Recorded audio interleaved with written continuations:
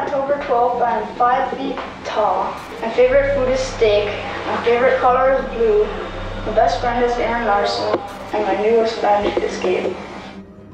This is the last known footage of 11-year-old Jacob Wetterling, recorded just 10 days before he disappeared on October 22, 1989.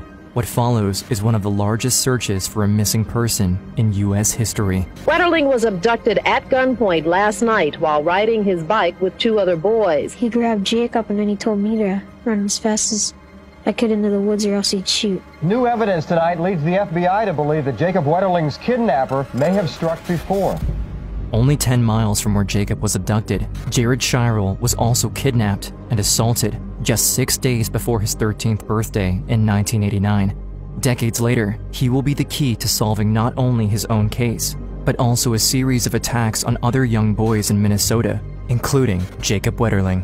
This crime was so horrific in nature, and it's gone on for 25 years. How many psychopathic pedophiles can exist in a 20-mile radius? I want answers. I want to know what happened. I'm going to give it 110%. If the answer's out there, then I'm going to find it. St. Joseph, Minnesota. 11-year-old Jacob Wetterling lives with his 3 siblings, Amy, Trevor, and Carmen, and his mom and dad, Patty and Jerry. It's October 22nd, 1989. It was a chilly but not too chilly October morning. We got up. Jacob and I went fishing and then came back for a noon kickoff for the Vikings game. It was kind of a family tradition watching Vikings football. That evening, Jacob's parents go to a dinner party at a friend's house, about 25 minutes away. They were going to be back later that night, and they planned for the kids to stay at home while they were gone. We were in the middle of dinner. Trevor calls, asked Patty if he and Jacob and Aaron could ride their bikes down to the local convenience store and rent a movie. There's nothing between us and the store. It's farm field mostly and a few houses. But it was starting to get dark and I said, no, find something to do. We've got plenty to do. But the kids keep asking. They convince Patty and Jerry to let them go to the store with their friend Aaron, if they take flashlights and head straight back home afterwards. St. Joseph is usually a very peaceful place, and the Wetterlings figure the kids will be fine, as long as they watch out for traffic. It must have been about 45 minutes. The phone rang and they called for me to come and take this call, and it was our next door neighbor who called and said, you have to leave that party right now and come home. He came back to the table and said, we gotta go. And I said, you know what, aren't those kids back yet? And he said, somebody took Jacob. Patty and Jerry are horrified. They rush home to find Trevor and Aaron in a state of shock. Trevor was just agitated. And I remember Aaron was like hiding in the corner, biting his nails. He just wanted to disappear. They had witnessed something awful. I want you to give me anything you can recall about this male party that approached you guys, okay? He was like a man, sort of big. He had like was this for like nylon thing as a mask? You know what color it was? Black. The kids tearfully explain what happened. After picking up a movie from the store, Jacob, Trevor, and Aaron started to ride their bikes home. But then, Aaron heard a sound coming from the side of the road. It's kind of tall grass. A kind of a shiver went through me, and I didn't know if it was, just the wind or an animal, but just something didn't feel right. And I just remember the first thing I saw was kind of the flash of the gun. A masked man threatened the kids with a gun, forcing them to get off their bikes and go into a ditch. At first, they thought it was just a high school kid playing a prank, but they quickly realized how terrifying the man actually was. He said he would shoot them if they didn't lay down in the grass and turn off their flashlights, so they followed his orders. The silhouette probably sent chills down my spine to hear his voice again. And he asked Trevor to look at him and tell him how old he was, same with me, and then same with Jacob. And then, he told Trevor to run as fast as he could in the woods or else he would shoot. And then Trevor was gone maybe 10 seconds. He basically did the same thing with me and told me to run. Trevor and Aaron ran as fast as they could, knowing the man could decide to shoot them at any moment. They turned around, hoping to see Jacob following them, but both Jacob and the attacker disappeared. Trevor and Aaron frantically went back to the house to get help.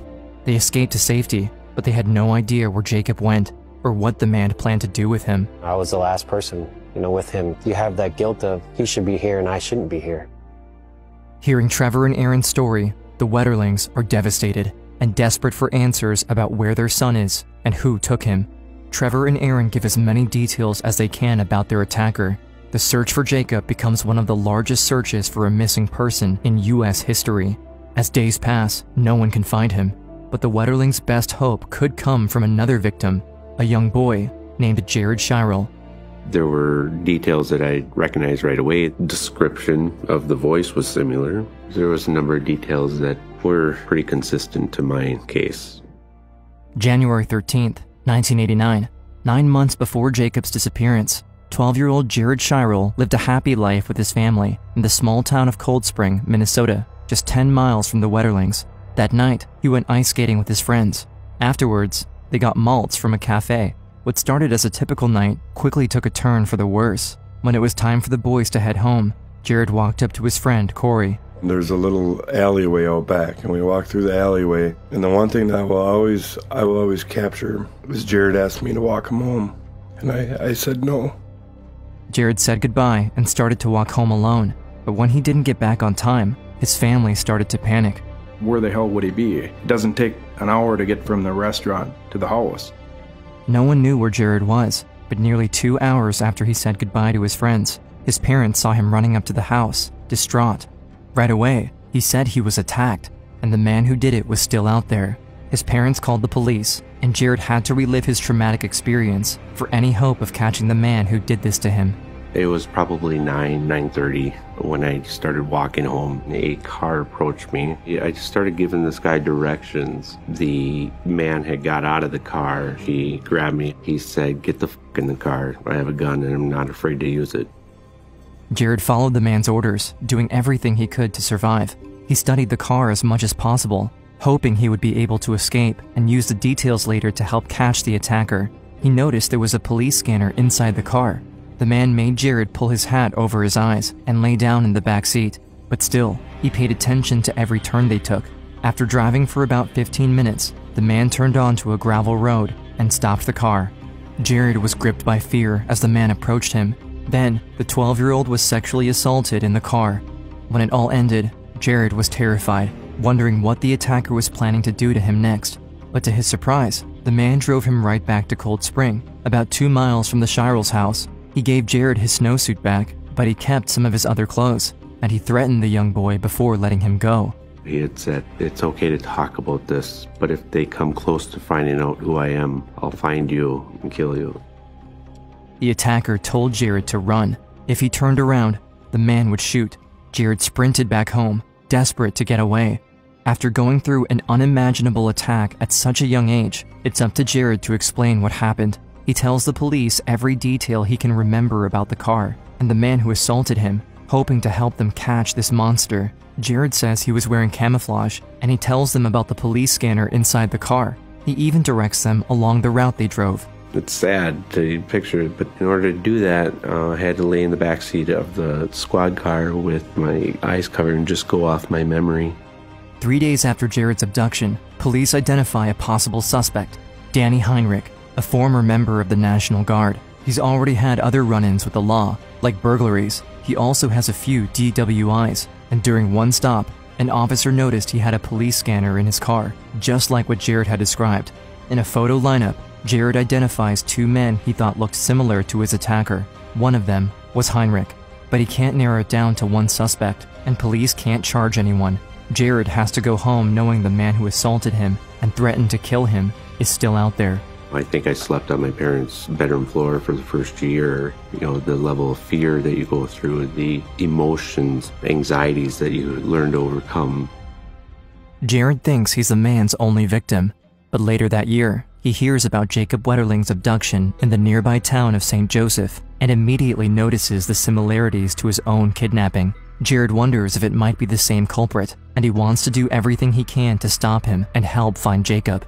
December 13th, 1989. Almost 2 months after Jacob Wetterling's disappearance, Jared Shirel works with FBI agents to make a sketch of the man who attacked him. They see similarities between the sketch and Danny Heinrich, and 3 days later, the FBI brings Heinrich in for questioning. They ask where he was on the nights of both Jared and Jacob's kidnappings. He doesn't have an alibi for either, and he agrees to give them his shoes, a hair sample, and the tires from his car. The shoe prints and tire tracks left at Jacob's kidnapping site are similar, which helps officers to get a search warrant. Once inside Heinrich's house, they find radio scanners, black boots, camo pants, and even photos of young boys. However, police let him keep the photos and they leave.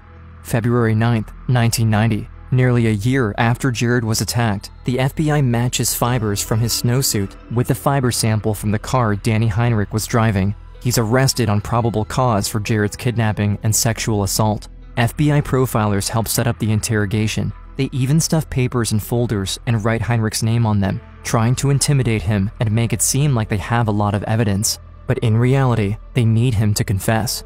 They hold him overnight in jail, but he denies everything. The county attorney decides they don't have enough evidence to charge him with anything, and they have to let him go. Suspicion grows, and while they can't prove anything yet, Jacob's family refuses to give up their fight to find him. We are constantly looking at this case. We're not going to put it in a drawer. We're not going to forget about it. We are going to stay committed to getting this resolved. We owe that to the Wetterling family and the community to get an answer to them. When your case gets cold, the only person that can keep it in the public eye is a loved one. And they have tried to do that, and Patty has never stopped trying to keep Jacob's face out there. I never want to have to look Jacob in the eye and say, you know, I wanted to keep going, but I got tired, or it was so long. We never quit, ever. Meanwhile, the pressure builds on Jared. He wants to do everything he can to help connect his case to Jacob's and to bring answers. Police often pull him out of class at school, and even though they try to keep his identity private, rumors spread quickly in the small town that he's the boy who was assaulted. He constantly has to answer questions, and investigators keep pushing him to tell them for sure who did it, even though he doesn't know. One particular interview, my parents weren't allowed in the room. I was drilled with all the necessary details and then questioned in regards to how certain I was on those details. It led into, you know who this person is? And, you know, as much as I wanted to provide the answer, I didn't know the answer. I finally broke down in tears, and my parents had seen me and said, we're done. Jared's family decides to leave Cold Spring, hoping to help him move on and feel like a regular kid again. They want to protect him from all the pressure, and also from the attacker, who still lurks free. They move just about 20 miles away to their new home in Paynesville, Minnesota, hoping for life to become more peaceful. But Jared and his family have no idea about the horrors that are already going on there, and they won't find out for over 2 decades.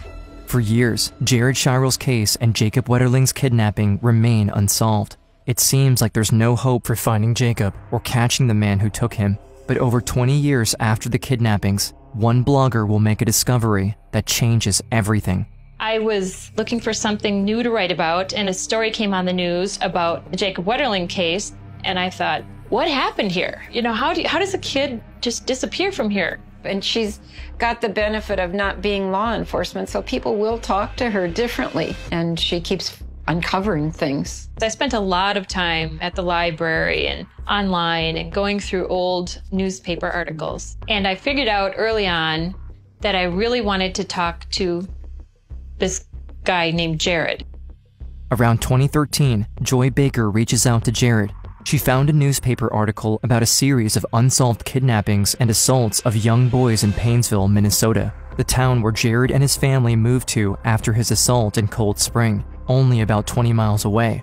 Starting in 1986, 3 years before Jared and Jacob's attacks, there were multiple reports of a man terrorizing young children in Paynesville. He would follow kids riding their bikes or simply walking around town.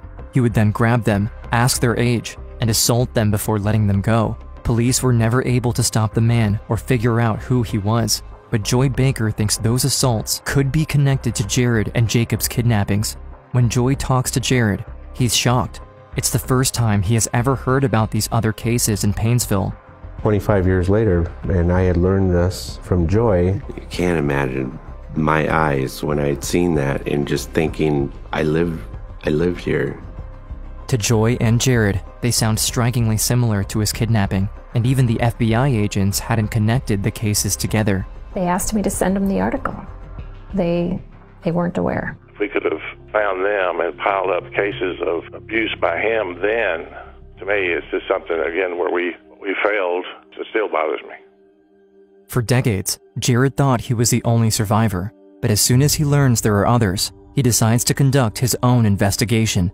He could be the connection police need to find Jacob and to bring justice for all the young boys and families impacted by the attacker.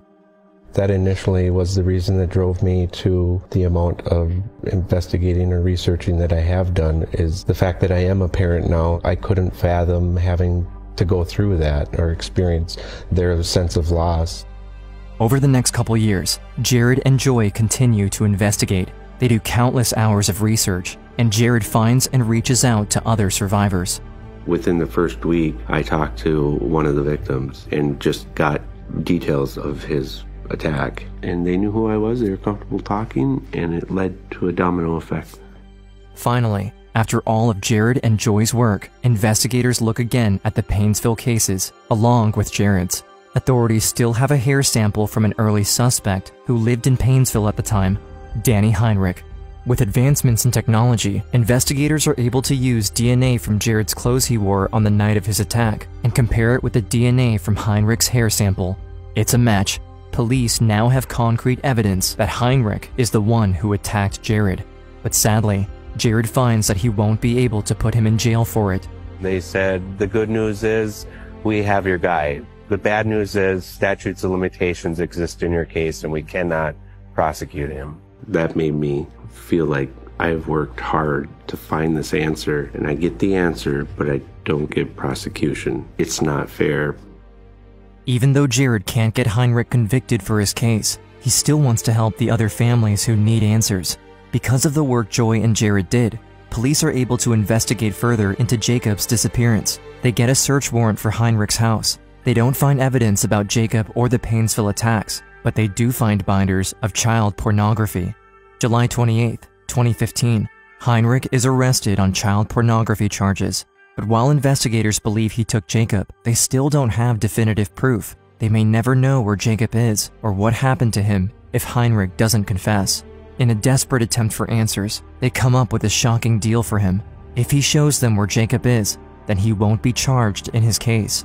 They will also drop all but one of the child pornography charges. U.S. Attorney Andrew Luger thinks it's the only way to get the truth, and the Wetterlings agree to offering the deal to Heinrich. We had belief, but not evidence. So my job, under all of these awful circumstances, put him behind bars for a long time and get the answers that this family and the state of Minnesota have been looking for almost 27 years. Was it a hard decision? No, not really. For nearly 27 years, we've been looking for Jacob. We wanted to know, where's Jacob? Heinrich agrees to the deal. After only 10 minutes in court, the prosecutor asks if he kidnapped, sexually assaulted, and murdered Jacob Wetterling. He calmly responds, "Yes, I did." He goes on to explain what happened when he took Jacob. After he assaulted him, Heinrich thought he saw a police car patrolling nearby. He panicked and shot Jacob.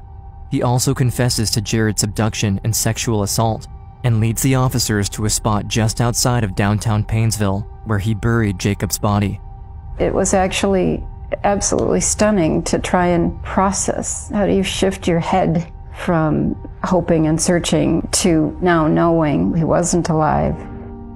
Because of the plea deal he made, Danny Heinrich is not charged with Jacob's murder, but in 2016, he's sentenced to 20 years in prison for child pornography. He will be in his 70s when he gets out. Jacob's death is now a painful reality, but finally, the families have the truth about what happened nearly 30 years ago, and Patty Wetterling says they almost feel a sense of calm, knowing that Jacob isn't hurting. I want to say, Jacob, I'm so sorry. It's incredibly painful to know his last days, last hours, last minutes.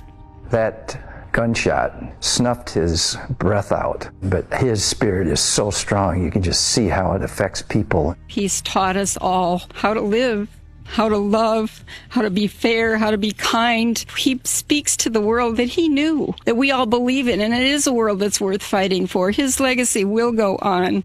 We love you, Jacob. Jacob's parents created the Jacob Wetterling Foundation, now the Jacob Wetterling Resource Center, a program that helps families of missing children. They also worked to pass the Jacob Wetterling Act, which required states to establish sex offender registries. Patty Wetterling served as the chair of the board for the National Center for Missing and Exploited Children, and today she's a well-known advocate, never stopping her work to protect children and help other families. We're fighting for our children. They have hopes and dreams, and it's our job to find them. We can never give up, ever. Without Jared Shirel telling his story and his work with Joy Baker to get justice, the Wetterlings may never have known what happened to Jacob.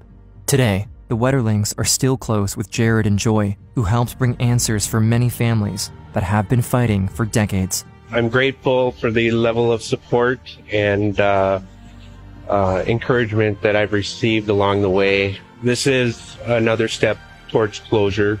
I give Jared all the credit in the world. He's come forward and said, I think it's the same guy. I want to do everything I can to help Jacob.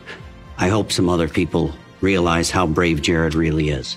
I also want to say one huge shout out to Jared and Joy. Jared had the courage to stand up and say, this happened to me, and there are others. We really did just adopt this man. He was so incredibly, powerfully part of our resolution.